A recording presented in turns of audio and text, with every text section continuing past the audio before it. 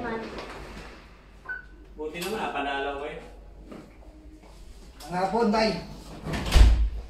Ay, Saan kayo galing? traffic. Bad trip tayo eh. Bakit nga naman? Patula kami ng kuryente. Kailangan namin ng pera. Baka meron ko dyan.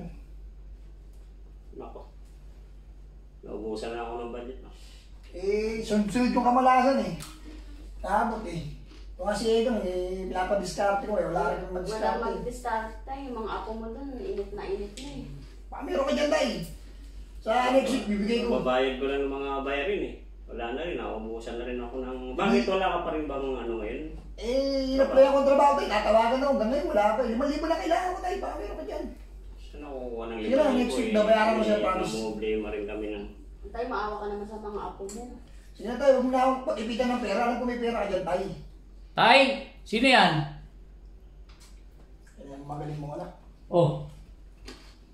Bet napadalaw yan, tay. Naiproblema na ano. Sila eh. Eh wala namang pinunta dito eh. Puro na lang problema eh. Kailangan mo pumuntang walang problema. O wala ka problema mo. Pera na naman ano. Yan ka na naman tol, dumalat ka na naman ng ano, hindi ka na makasali sa usapan O bakit? Sabi mo mali ako. Sus, Mario Joseph.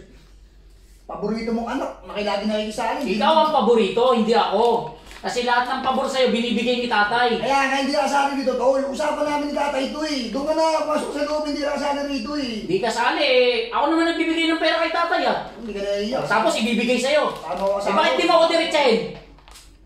Alam ko, tol, na ikaw ang gumagastos dito sa bahay na to. Dahil meron kang maayos na trabaho at nasusustentuhan mo si tatay. Ngayon, nangangailangan kami ng pera ng asawa ko dahil naputulang kami ng kuryente, nangiram na kami kay tatay ngayon. O bakit di mo kayang gumawa ng sariling paraan? Babalik naman namin, tol, pag may pera eh. Kailan ba? Sawang-sawa na ako sa mga sinasabi mo, tol. Hindi ko nga alam kung ano yung totoo dun eh. Na, Oh, pwede ba magkapatid naman kayo, nakikiusap ako. Dandahan yung pag-uusap para maayos natin itong problema natin. Ang hirap sa'yo eh. tay sa akin. Ikaw lang naman tinitingnan ko eh. Eh namimiyasa na si kuya eh. Lagi na lang ganyan eh.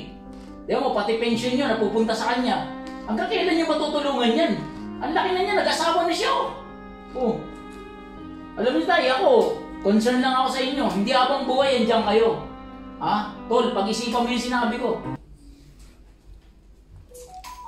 Ano tayo ba? Pera mo ba ako? Kailangan ko ng pera.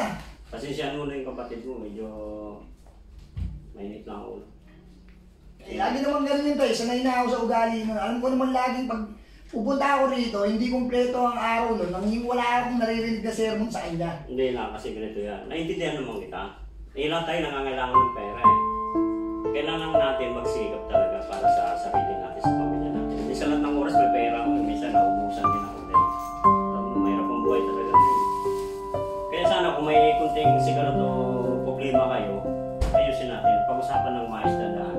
Kasi mahirap na yun tuwing pupunta ka rito, dadala ko rito, tapos nag-away kayo ng kapatid mo.